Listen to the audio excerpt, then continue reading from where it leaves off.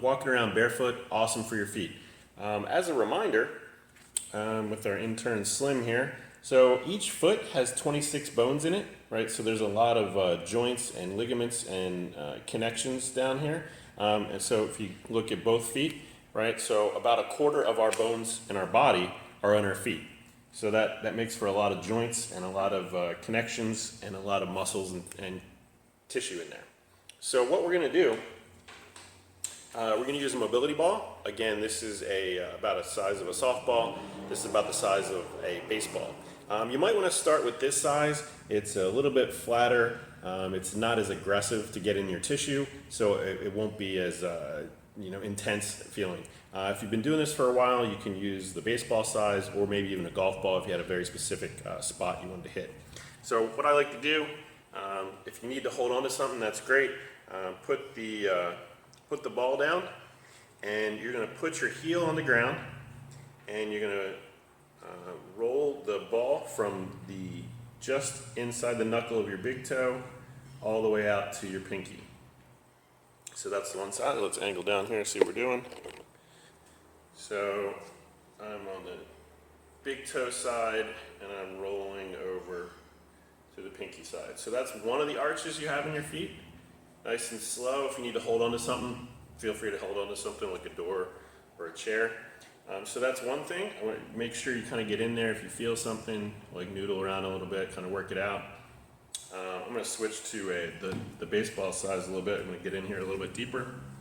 So then what I want to do, I want to go from kind of that same joint at the base of my big toe. I want to go down towards my heel. So that's our second arch in our foot. So we're going to kind of roll forward, and you should feel that in the typical arch, what we call our arch of our foot. But again, we have three arches in our foot. So we're in the second one. We're going from the base of your big toe back to your heel. If you find some some gunk in there, just kind of hang out, breathe, roll over it a little bit. And then thirdly, from your heel, you can go up to the pinky side of your toe, so on the outer side, and that's that third arch we were talking about. So we have three. So again, kind of working around, and you're going to go from your heel up to the base of your big toe, and then the base of your big toe over to the base of your pinky toe, and then back down. So you're going to work around, see if you can find anything. You can keep your heel on the ground, rotate back and forth, or when you go to the heel, roll up and over. If you need to hang on to something. If you've been doing this for a while, you can actually stand up on the ball. But you need to get up in there, right? There's a lot of joints and tendons. If you've done this for a while, you kind of get in there, and you can just stand on the one ball, and you'll definitely feel this.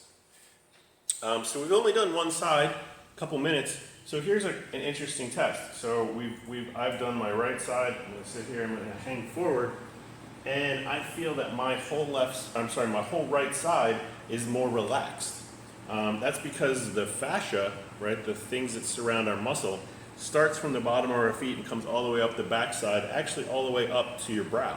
So that's one fascial chain. So by working out all the gunk and the tight spots in the bottom of your foot, you've actually given more length to that whole posterior fascial chain. So obviously we're not one-sided, we have two sides. I'm going to work that left side now. Same thing, I'm going to put my heel on the ground. I'm going to go from the base of my big toe, keeping the heel on the ground, going back and forth. And I'm going to go from heel to the big toe, and then heel to the pinky toe base. Again, I can hold on to something. I can stand up on it to kind of get up in there. You might hear your ankle crack. Again, that's actually, you're giving that posterior side a little bit more material, so it's able to freely move. Your ankle might get a little more flexion from that. Kind of work that around. Again, if you find an angry spot, kind of breathe through it, take your time. Make sure you're actually putting some pressure on the ball though. The next thing you want to do, we tested with just one side, so now we've rolled both sides. kind of just hang over and feel, hopefully relieve the tension on both sides, and you can feel the difference between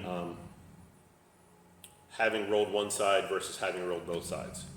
So that was working on the bottoms of your feet.